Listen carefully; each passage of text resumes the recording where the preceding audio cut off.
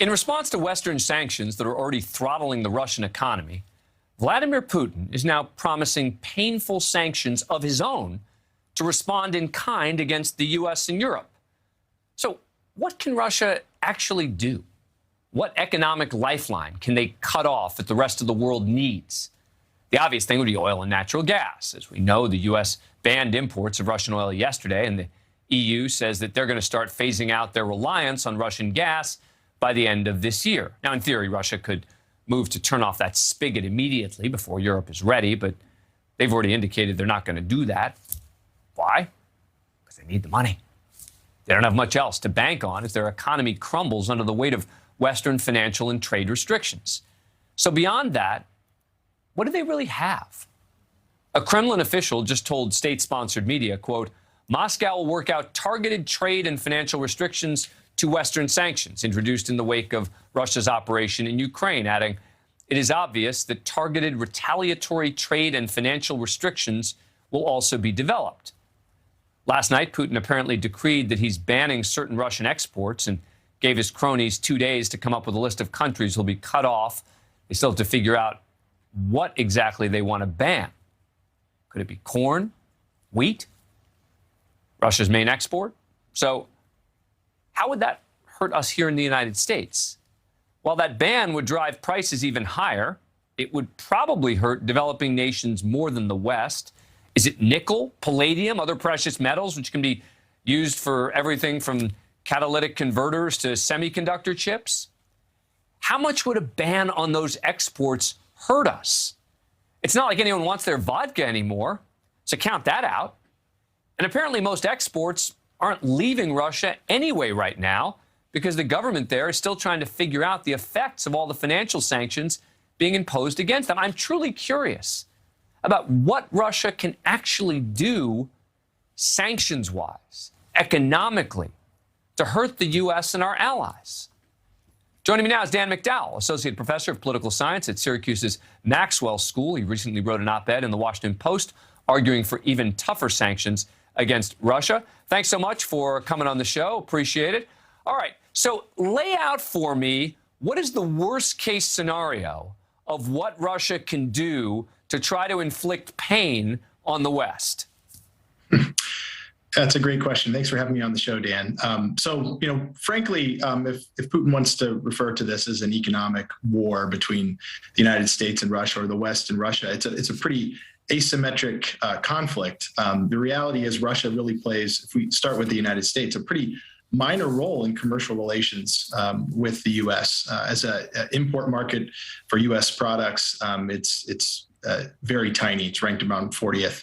As a place where the United States imports products from, it's a little bit more important, but even there, it's about the 20th ranked import partner of the United States. And more than half of those goods that are imported are oil and gas. And you've already mentioned, right, that the United States has already banned those imports. So cutting off energy exports to the U.S. would be the geopolitical equivalent of saying, you can't fire me, I quit. You mentioned some of these, these metals, precious metals and other metals that are useful for lots of purposes, things like platinum or nickel or copper. And, Russia's economy is primarily based on digging things out of the ground and selling it to the rest of the world. And it is an important supplier of some of those metals to the world, but it doesn't dominate any of those markets. And so if it were to cut off the U.S. and Europe from those products, you would see prices go up. But, I would add that you've already seen commodity prices increase pretty significantly in the last 2 weeks. And so, the markets are kind of already pricing in some of these expectations, given the uncertainty around sanctions. So prices would go up more, but they're already pretty high. And so I think a lot of that's already kind of baked into the cake. If one last thing real quick would be obviously the potential for him to cut off oil and gas supplies to Europe, in particular Germany. But I think, as you sort of indicated in the lead in there, that would likely hurt Russia even more than it hurts Europe. So it seems like a pretty bad strategy if that were where they were going to go. So here's my concern. My concern is because of what you just said, right, that none of the sanctions that he can impose will have a sort of cataclysmic impact on the West and may have very little impact on the United States. that the above board type sanctions become less important to him than maybe covert actions to try to disrupt our infrastructure, et cetera.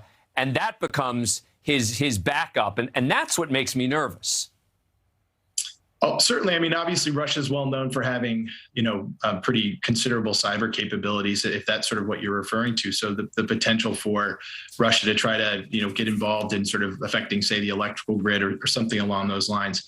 I think the risk there for Putin would be obviously then that would just invite retaliatory cyber strikes from the U.S. and Europe, and our capabilities. While Russian capabilities are quite impressive, the United States could do equal damage, if not greater damage. And given the pressure that his regime's under at the moment with the sanctions and a war not going particularly well, I'm not sure he's interested in starting a cyber war with the West also. I think this is most likely just bluster and sort of rhetoric that's aimed at a domestic audience to try to sort of portray this sort of Russia against the world image that maybe in the short term creates a rally effect from the Russian public. Professor Daniel McDowell, thank you very much for your insights. Really appreciate it. Yeah, thanks for having me on. Thank you for watching. Click the red subscribe button below so you can get more of NewsNation's fact-driven, unbiased coverage.